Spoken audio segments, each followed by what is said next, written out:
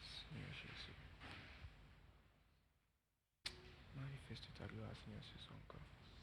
Manifeste ta prière, Seigneur Jésus. Et glorifie ton nom, Seigneur mon Dieu, ce soir. Que ton nom soit béni, Jésus. Alléluia. Seigneur Jésus. Alléluia. Amen. Bonsoir tout le monde. Vous allez bien? Yes. Vous avez passé une bonne journée, en tout cas je l'espère, vous avez passé une bonne journée. Ouais. En tout cas je suis super content d'être là ce soir au milieu de vous encore comme d'habitude et de venir partager avec vous la parole de Dieu et que nous soyons bénis ce soir. Et je crois vraiment que nous allons être bénis ce soir. Amen.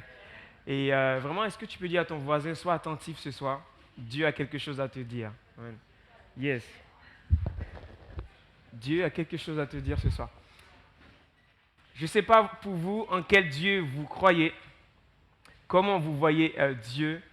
Est-ce que vous le voyez petit ou un vieillard qui est assis dans le ciel et qui tape sur ses enfants? Je ne sais pas comment vous voyez Dieu. Est-ce que vous voyez un Dieu qui est limité? Non. Est-ce que vous voyez un Dieu dans n'importe quelle situation qui est incapable de pouvoir répondre présent? Non. Moi, je crois ce soir à un Dieu en qui rien n'est impossible. Amen. Il y a quelqu'un qui croit comme moi ce soir qu'en Dieu, rien n'est impossible. C'est de ça que j'aimerais un peu développer avec vous ce soir. Je ne vais pas être très long. Et ensuite, à la suite de cela, on va passer un temps dans la prière ensemble pour vraiment déclarer les choses selon ce que Dieu aura déposé dans votre cœur ce soir. Amen. Yes. Et si jamais vous êtes d'accord avec ce que je dis, vous dites Amen. Je suis d'accord. Donc, s'il n'y a pas d'Amen, ça veut dire que vous n'êtes peut-être pas d'accord avec ce que je suis en train de dire. D'accord? On fait ça, Amen. Voilà. D'accord. Bien. Je ne sais pas vous, mais nous vivons aujourd'hui dans des temps un peu particuliers, n'est-ce pas? Et difficiles de notre époque. Nous vivons un temps très compliqué, notamment avec le Covid-19, mais il y a aussi d'autres problèmes que le Covid un peu cache. Vous voyez, aujourd'hui, il n'y a que ça, il n'y a que ça, il n'y a que le Covid, mais il y a d'autres problèmes aussi que nous vivons, d'autres situations difficiles que nous affrontons tous les jours, qui sont compliquées. Et là, on se demande, mais d'où me viendra vraiment le secours? Comment je vais m'en sortir, me tirer de cette situation-là? Comment je pourrais le faire? Laissez-moi vous dire qu'il y a un Dieu qui existe. Amen. Il y a vraiment un Dieu qui existe et un Dieu puissant et glorieux. Amen. Donc lorsque se dresse devant nous un chemin,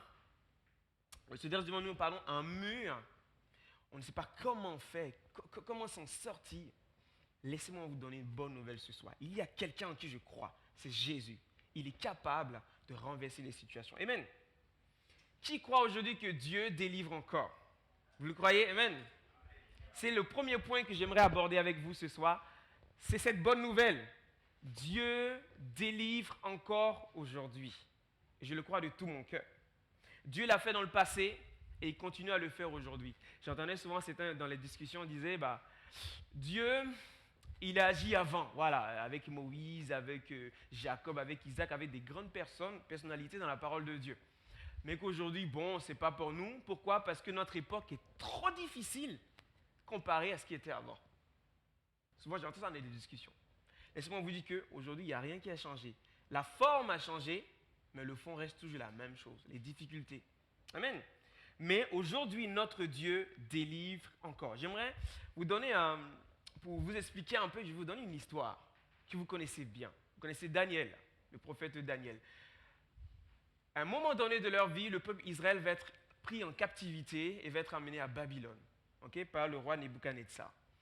Et pendant un moment donné, Nebuchadnezzar, ce roi, va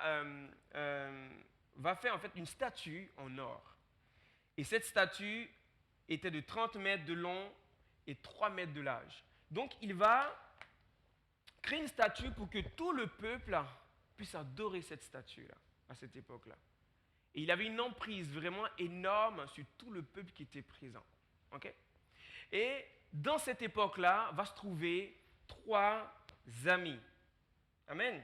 Et ces 3 amis, vous les connaissez. C'est les amis de Daniel, Shadrach, Meshach et Abednego. En fait, à cette époque, ils avaient pris une place incroyable. Ils avaient une place, on va dire, dans notre époque, maintenant, c'est dans la haute société. Ils avaient une bonne place. Et à un moment donné, le roi demande à ce que ces statues soient faites et que tout le peuple, tout le monde sans exception, que ce soit les esclaves, que ce soit ceux qui travaillent pour lui, puissent adorer cette statue, se prosterner. Et regardez ce qui va se passer à la suite. Amen. Regardez. Il est dit, au moment où tous les peuples, au verset 7, vous ne l'avez pas ici, hein, c'est Daniel chapitre 3, pardon, verset 7, c'est pourquoi au moment où tous les peuples entendirent le son de la trompette, de la flûte, de la guitare, de la petite ou de la grande harpe et des instruments de musique de toutes sortes, tous les peuples, les nations et les hommes de toute langue se prosternaient et adoraient la statue en or que Nebuchadnezzar avait dressée. Ils se sont mis à adorer parce que c'était un ordre du roi. Mais regardez, à ce moment-là, profitant de l'occasion, quelques Babyloniens se présentaient pour accuser les Juifs. Ils vont trouver un mobile d'accuser les Juifs. Ils prirent la parole et dirent au roi Nebuchadnezzar, « Roi, puisses-tu vivre toujours? D'après l'ordre que tu as toi-même donné, tous ceux qui entendaient le son de la trompette, de la lutte, de la guitare, de la petite et de la grande harpe, de la cornemuse et des instruments de toutes sortes devaient se prosterner et adorer la statue en or. » Ils viennent et disent, « Bon, roi, tu avais bien ordonné à ce que tout le monde puisse se prosterner devant cette statue, oui ou non. » Et vous savez, cette statue, c'était son image, bien sûr, à lui. Et ils vont dire, « Or, il y a des Juifs à qui tu as confié l'administration, c'est-à-dire ces trois amis, de la province de Babylone, Shadrach, Meshach et Abednego. Ces hommes ne tiennent aucun compte de ton ordre, roi. Ils ne servent pas tes dieux et n'adorent pas la statue en or que tu as dressée. » Et là, à ce moment-là, le roi est furieux, il se met en colère. Il faut savoir que dans les paragraphes précédents, ce roi aimait bien ces 3 personnes, comme Daniel, parce qu'ils étaient intègres et droits dans tout ce qu'ils faisaient. C'est pour ça une parenthèse, peu importe où nous sommes dans notre travail, dans le milieu dans lequel nous baignons, nous devons rendre toujours témoignage. Amen. Et donc, comme ils ont refusé, le roi va les appeler. La Bible dit qu'au verset 13, le roi Nebuchadnezzar était furieux. Donc, il donna l'ordre de faire venir Shadrach, Meshach et Abednego. Ces hommes furent donc amenés devant le roi. Nebuchadnezzar prit la parole et leur dit, « Est-il vrai, Shadrach, Meshach et Abednego, que vous ne servez pas les dieux et vous n'adorez pas la statue en or que j'ai dressée? Maintenant, tenez-vous prêts. Et au moment où vous entendrez le son de la trompette, de la lutte, de la guitare, de la petite... » Ce que j'aime dans la parole de Dieu, ceux qui répètent toujours, tu vois, la même chose. Et c'est incroyable. Vous n'adorez pas la statue en or que j'ai dressée. Maintenant, tenez-vous prêts. Et au moment où vous entendrez le son de la trompette, de la flûte, de la guitare, de la petite et de la grande harpe, de la cornemuse et des instruments de toutes sortes, vous vous prosternerez, et vous adorerez la statue que j'ai faite. Et là, bam, il pose un ultimatum. Vous êtes obligés d'adorer cette statue. Et il dit, regardez ce qu'il dit, cet ultimatum-là. Si vous ne l'adorez pas, vous serez immédiatement jetés au milieu d'une fournaise ardente. Ensuite, quel est le Dieu qui pourra alors vous délivrer de mon pouvoir? Amen. Regardez bien cet ultimatum-là. Ils refusent d'adorer un autre Dieu que leur Dieu, c'est-à-dire le Seigneur Jésus. Et à ce moment-là, ce roi pose un ultimatum. Vous adorez ou sinon vous périssez, vous mourrez. Vous imaginez si on nous pose cette question à notre époque aujourd'hui? Soit vous suivez Christ, vous êtes avec Christ, ou soit vous mourrez. Je m'imagine moi-même en répondant à cette question, je me dis waouh, c'est quand même difficile de répondre à cette question. On est devant un fait qui est là. Ils sont devant ce fait. Et ils vont donner une réponse que j'ai vraiment appréciée, que j'ai vraiment aimée. Regardez, la réponse de ces 3 amis, c'est dans Daniel 3, verset 16. Il a dit, Shadrach, Meshach et Abednego répliquaient au roi Nebuchadnezzar. Et ils disent, Il disait, nous n'avons pas besoin de répondre là-dessus. Notre Dieu, celui que nous servons, peut nous délivrer de la fournaise ardente. Et il dit, il nous délivrera de ton pouvoir. Amen. Il nous délivrera de ton pouvoir. Et même s'il ne le faisait pas, sache, roi, que nous ne servirons pas tes dieux et que nous n'adorerons pas la statue en or que tu as dressée. Boum! Voici la réponse. On refuse de pouvoir adorer cette statue. On refuse parce que nous adorons Dieu, un Dieu qui est au-dessus de tout nom. Et regardez, ils ont la foi en leur Dieu. Une foi incroyable. Donc le roi, super encore énervé, super en colère, il va demander à ce qu'on tourne 7 fois, on chauffe pardon 7 fois cette fournaise ardente. Nous sommes devant cet ultimatum-là. Et pareil dans notre vie aujourd'hui, on peut passer dans des difficultés comme ça, devant des dilemmes pareils. On se demande, mais qu'est-ce qu'on peut choisir aujourd'hui? Mais ils ont cru à un Dieu de l'impossible. Vous voyez? Ils ont eu foi en leur Dieu. Là où en fait ils étaient comme emprisonnés, comme piégés quelque part, ils ont dit non, on refuse, on fait confiance en notre Dieu. Nous avons confiance en notre Dieu et il est capable, ce Dieu, de nous délivrer. Et c'est ce qu'ils vont faire. Et vous connaissez la suite de l'histoire. On les met dans la fournaise ardente. Et qui va être là avec eux? Dieu envoie son ange avec eux. Dieu est présent avec eux dans la fournaise ardente. Et ce qui va se passer, la conséquence de tout ça, c'est que Dieu va les sauver, il va les délivrer de la mort. Ils ont cru en un Dieu impossible. Amen. Mais regardez bien, il y a un passage ce passage est super intéressant. Il dit, même si Dieu ne le faisait pas, vous voyez, ils avaient confiance en Dieu, mais ils avaient une confiance absolue en Dieu, mais ils ne savaient pas à 100% si Dieu allait les sortir de cette situation. Vous voyez? Ils n'étaient pas sûrs à 100% que Dieu allait les sortir de là.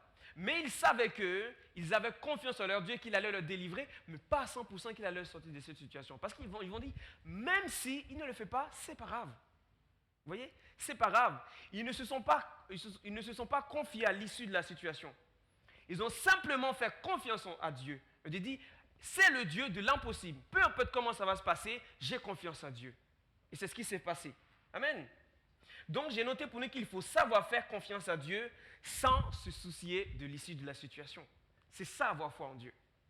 Aujourd'hui, on veut que Dieu nous rassure. J'ai foi en toi, Seigneur, mais montre-moi un signe. J'ai confiance en toi, Seigneur, mais montre-moi un signe. Et là, Dieu te dit ce soir, fais-moi simplement confiance. Je suis le Dieu de l'impossible. Et ensuite, après, tu verras s'accomplir ma gloire ensuite. Amen. Vous remarquez bien dans la parole de Dieu, Dieu ne donne jamais toute la réponse. Dieu ne dit jamais tout comment ça va se passer. Il te donne simplement la finalité. Tu vas réussir, mais il ne te dit pas comment tu vas passer pour arriver à réussir. C'est ça notre Dieu que nous servons. Donc, il faut apprendre à faire confiance à Dieu sans se soucier de ce qui se passera à la suite. Il faut s'abandonner complètement à Dieu et se tourner vers lui. Et remarquez un peu avant, l'ennemi va essayer à chaque fois de nous faire peur. Vous savez, je dis, l'une des armes les plus puissantes de l'ennemi, c'est la peur. Vous savez, quand on veut faire confiance à Dieu, c'est à ce moment que Satan vient déposer une peur en nous. Tu es sûr que Dieu va te sortir de cette situation? Tu es complètement sûr qu'il va te sortir de cette situation? Regarde, il n'y a plus aucune issue devant toi. Et donc, le diable va passer par Nebuchadnezzar en lui disant, ok, il va lui donner de la colère. Et ce qui va se passer, ils vont chauffer 7 fois cette fournaise pour encore les effrayer. Mais là où Satan va t'effrayer ce soir, j'aimerais t'encourager de dire, enlève les pensées de Satan dans tes pensées. Dis, arrière de moi, Satan. J'ai confiance absolument en mon Dieu. Amen. Ayons confiance absolument en Dieu. Dieu est capable aussi de nous délivrer de toutes les addictions possibles. Vous savez, il y en a qui sont piégés un peu dans une sorte d'addiction. Ça peut être n'importe quoi. Ça peut être le sexe, la cigarette, ça peut être même l'alcool, tous ces genres de choses. Certains sont piégés là-dedans, ils ont du mal à s'en sortir. Et ils se disent, c'est impossible pour moi de pouvoir sortir de cette situation parce que je suis tellement ancré, personne ne peut me sortir de là. C'est ce qu'il va dire Nebuchadnezzar. On verra si ton Dieu te sortira de cette situation. Mais laissez-moi vous dire que Là où on croit qu'il n'y a pas de possibilité, Dieu fait tout possible. Il peut y avoir dans nos familles, vous savez, des gens que nous voudrions qu'ils viennent à Dieu. Vous voyez, on prie pour eux sans cesse, mais on ne voit pas le résultat. Et puis on se dit, mais Seigneur, mais qu'est-ce qui se passe? Je te prie jour et nuit, et il n'y a rien qui se produit. Et on commence à perdre un peu la foi, on commence à perdre un peu patience. On dit, bon, je ne pense pas que Dieu va exaucer mes prières, bon, c'est pas grave. Et on commence, Dieu aimerait te dire ce soir, pour cette personne, continue à prier. C'est lui qui est le Dieu de l'impossible. Il est le Dieu de l'impossible. Et priez dans votre chambre. Et je suis convaincu que Dieu vous donnera la finalité, mais il ne vous dira pas comment ça va se passer.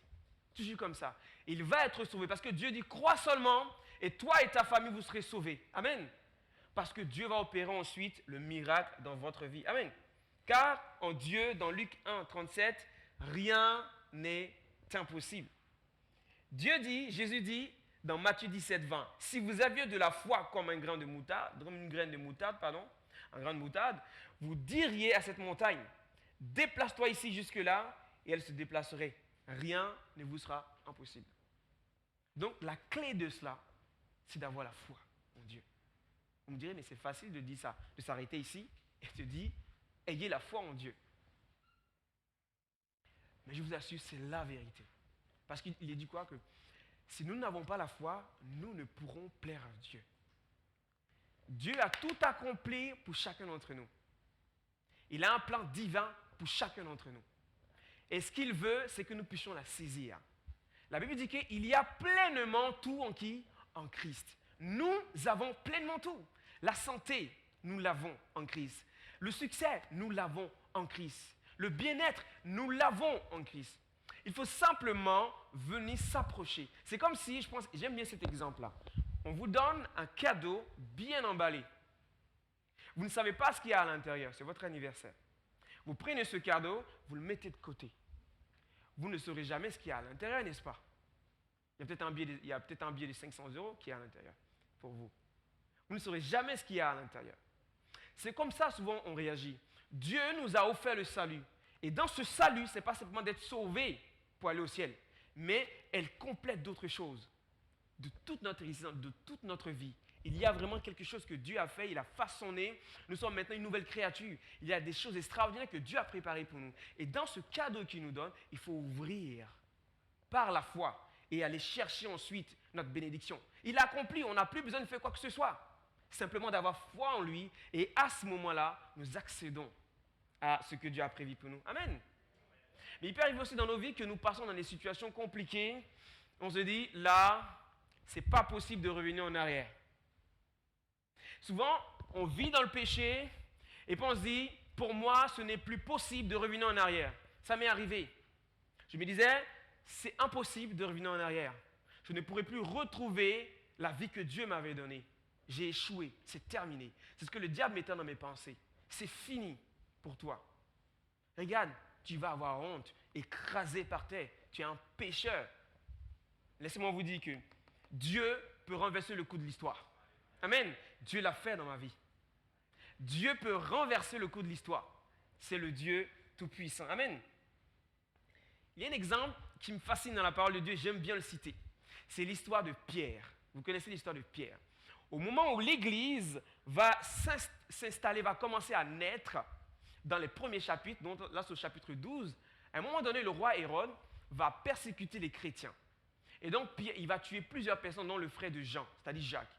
Et là, Pierre va être arrêté et emprisonné. Il va être emprisonné, je ne sais pas qu'est-ce que Pierre avait à ce moment-là, une influence, mais pour vous dire qu'on lui a mis 4 escouades, c'est-à-dire 16 soldats. À chaque coin de la prison, il y avait des soldats par binôme. C'était par binôme, par quatrinôme, pas comme ça. À chaque instant, il y avait 4 soldats à chaque fois. Vous voyez? Et donc, il était emprisonné. La Bible dit qu'il était enchaîné. Donc là, il n'y a pas d'issue possible. Ce n'est plus possible. Mais Pierre croyait en Dieu. Mais plus que cela, c'est l'Église qui croyait en Dieu de l'impossible. Et ce que l'Église va faire, quand un frère est dans les problèmes, quand un frère est dans les difficultés, l'Église se réunit comme nous Et ils se sont mis à prier. Et la Bible dit tous les jours, ils intercédaient pour Pierre, jour et nuit. Ils intercédaient pour lui. Seigneur, délivre-le. Et Dieu a entendu la prière.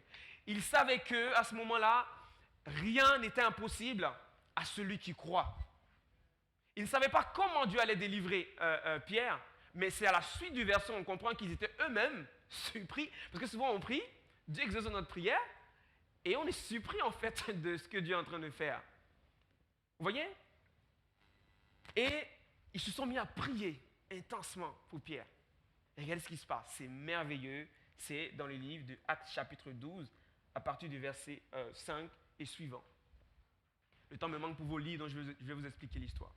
Et donc, Pierre est dans la prison, il est endormi. Et là, Dieu envoie son ange. Il vient taper sur l'épaule de Pierre. Il va être réveillé. Et là, à ce moment-là, lorsque l'ange tape ses épaules, les chaînes de Pierre tombent. Pierre pensait qu'à ce moment-là, il était dans une vision. Il ne comprenait pas ce qu'il arrivait. Il pensait que c'était une vision. Mais à ce moment-là, les portes s'ouvrent tout seules. Waouh, c'est extraordinaire. Et il sort de la prison et il va chez une dénommée Marie. Et à ce moment là-bas, qu'est-ce qu'ils faisaient les chrétiens? Ils priaient encore. Je me disais, mais à l'époque, est-ce que, en lisant la parole de Dieu, on a l'impression que les chrétiens ne faisaient que ça. Ils priaient, ils jeûnaient, ils priaient. Ils louaient Dieu. Quand on lit le livre des Actes des Apôtres, notamment dans les 12 premiers chapitres, on a l'impression que les chrétiens faisaient que ça, prier. Et Pierre va venir, il va frapper la porte. Et puis, il y a une des personnes à l'intérieur qui va ouvrir. Avant d'ouvrir, avant d'ouvrir, elle entend une voix, c'est la voix de Pierre, mais elle est étonnée, elle n'est pas sûre que c'est lui. Elle se rapproche, j'imagine, hein, elle entend la voix de Pierre. Elle se dit, c'est impossible. Alors, au lieu de lui ouvrir la porte, elle court, elle va annoncer à ses frères, Pierre est devant la porte. Et tu n'as personne qui croit que Pierre est devant la porte. Pierre est devant la porte. Ah non, c'est pas possible que Pierre soit devant la porte. Il est enchaîné, il est en prison. Mais si, Pierre retape encore. On l'ouvre, c'est Pierre qui est là. Ils sont étonnés de la puissance de Dieu. Et à ce moment-là, ils se mettent à louer le Dieu, le roi des rois. Amen. C'est de la même manière, lorsque Dieu agit dans nos vies, il y a une louange qui s'élève. Si on veut apprendre à louer Dieu, si on veut apprendre à vraiment avoir un mobile pour louer notre Dieu, c'est ce qui se passe dans nos vies. Qu'il ne se passe rien dans notre vie, souvent on n'a rien pour louer Dieu. Mais lorsqu'on fait des expériences avec Dieu, on vit dans le miraculeux de Dieu et qu'on voit l'œuvre de Dieu dans nos vies chaque jour, et à ce moment-là, on loue Dieu. Même Nebuchadnezzar, qui avait érigé une statue pour lui, à la fin de ce verset, il a commencé à louer Dieu. Il a envoyé des lettres un peu partout pour dire à ses amis, il y a un Dieu vivant, c'est le Seigneur des Seigneurs. Amen. Dieu, rien n'est impossible à ceux qui croient. Alors lorsque nous nous réunissons pour prier, que ce soit pour notre bâtiment, que ce soit pour ceux de notre église, que ce soit pour un frère, pour une sœur, que ce soit pour les projets que nous sommes en train de mettre en place, croyons lorsque nous prions que nous l'avons déjà. Mais il manque simplement le temps pour que cela soit accompli. Amen. Prions et ayons confiance en Dieu. Amen. Et le dernier point que j'aimerais aborder avec vous, c'est ça. Ça vous arrive dans votre vie souvent, on a des projets, on forme des projets. Moi, actuellement, par exemple, je cherche une maison. Je lance un peu l'annonce comme ça aussi. Si vous avez une idée de ça, je cherche une maison. Chez moi, c'est devenu un peu petit maintenant. Vous avez vu, ma famille s'est agrandie. Au départ, on n'était que 2. On se retrouvait à 4. 5. Fou. Ça en fait du monde à la maison, je peux vous assurer. On est passé de 2 à 5 en 6 ans. Et donc la maison est devenue maintenant petite. Et on cherche une maison. Bon, on cherche une maison, vous savez, il y a aussi, on parle d'argent. Les maisons, il y en a. À notre prix, on n'en trouve pas pour l'instant. Et donc on se met à prier notre Dieu. On a des propositions et souvent on les refuse. Parce qu'on a une exigence. On cherche quelque chose pour nos enfants. Dieu, il a dit qu'il prendrait soin de nous, si nous prenons soin de ses affaires. Et ça, nous le croyons. Donc avec ma femme, nous prions sans cesse pour que Dieu puisse y agir. On sait que tôt ou tard, nous aurons une maison. Nous avons confiance en cela. Mais présentement, c'est compliqué. C'est le sujet de nos prières. Souvent, j'ai besoin d'harceler Dieu quand je prie. C'est notre prière. On croit ce que Dieu va le faire. Mais la patience là, waouh!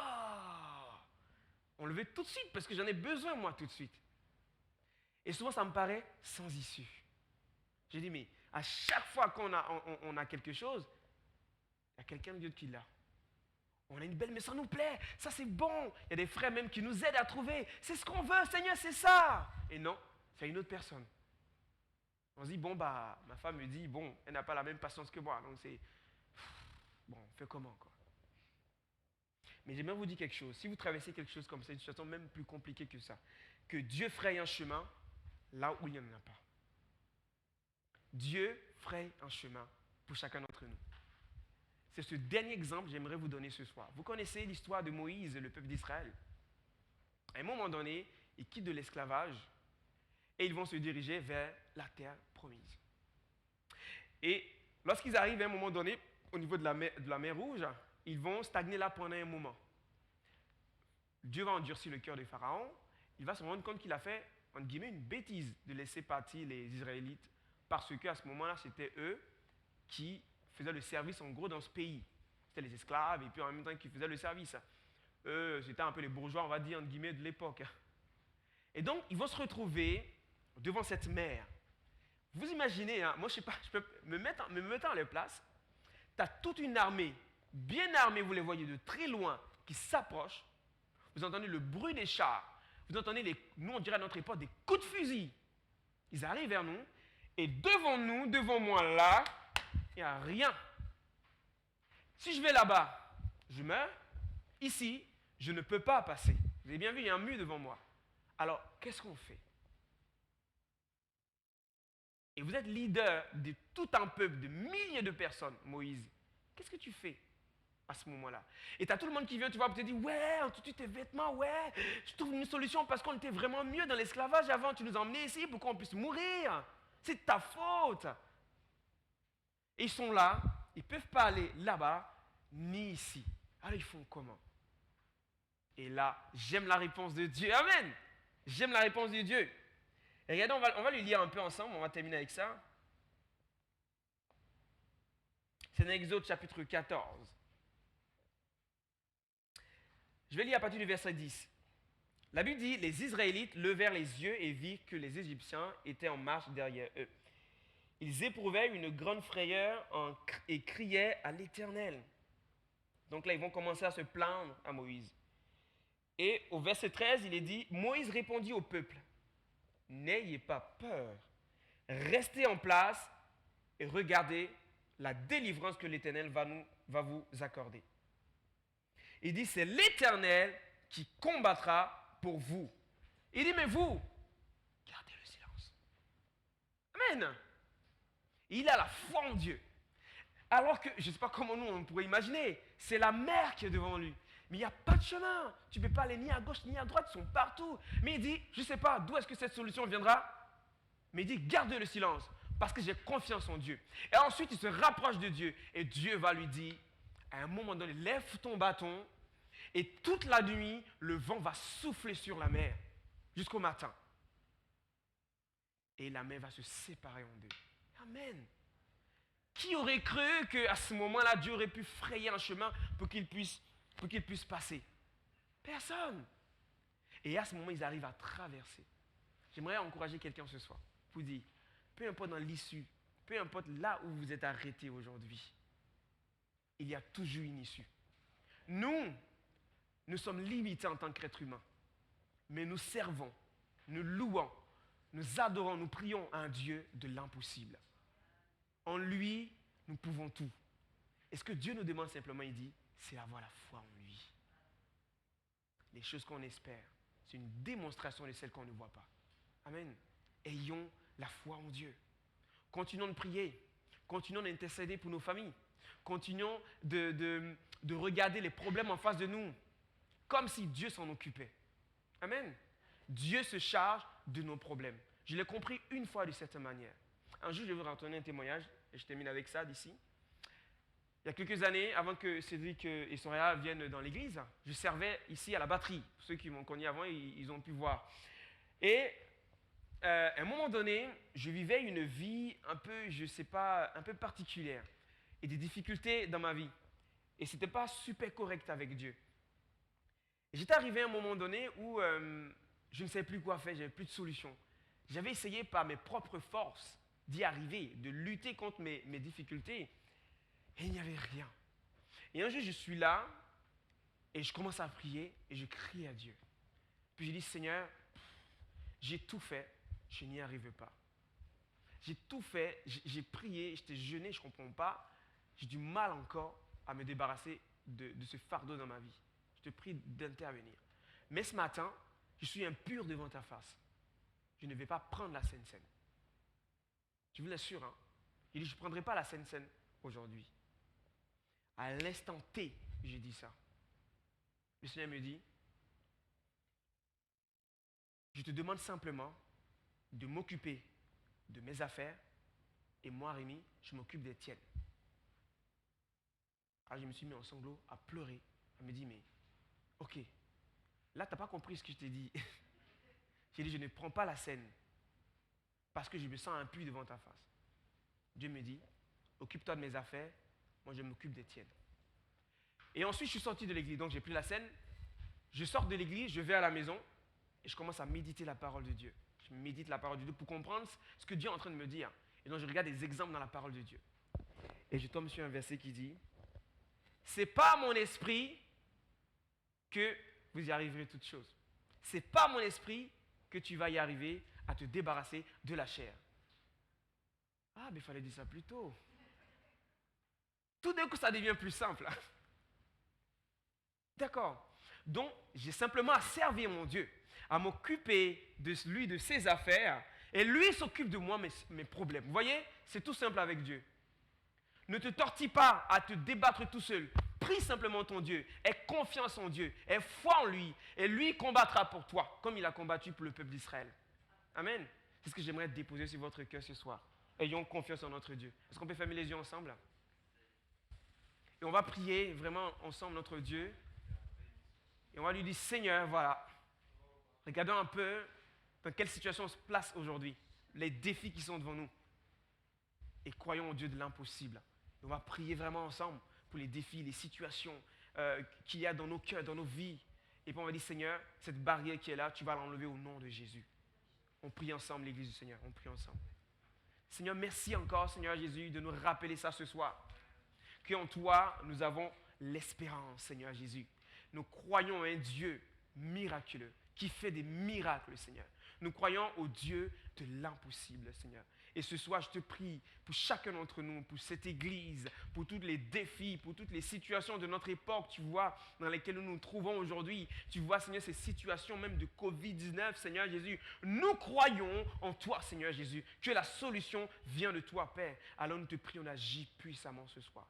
Agis dans nos cœurs. Tu vois les situations dans lesquelles nous passons, Seigneur mon Dieu, dans nos vies de tous les jours. Nous te prions ce soir, Dieu, d'intervenir au nom de Jésus. Est-ce qu'on peut prier ensemble ce soir? Amen. Soto kondaraba kantaba soto kominte. Sharararaba konto sonte. Mei soto kontaraba baba. Saraba kantaraba keterebe. Sharararaba keterebe. Mei to shoto me. Fororororo kondaraba baba. Paraba kantaraba santaraba kororororo komintaba. Tu agis puissamment. Tu glorifies ton nom, Seigneur Jésus. Tu manifestes ta gloire, ta puissance, ta présence au nom de Jésus. Kandarababa koshotoko mendaba. Sarabaka.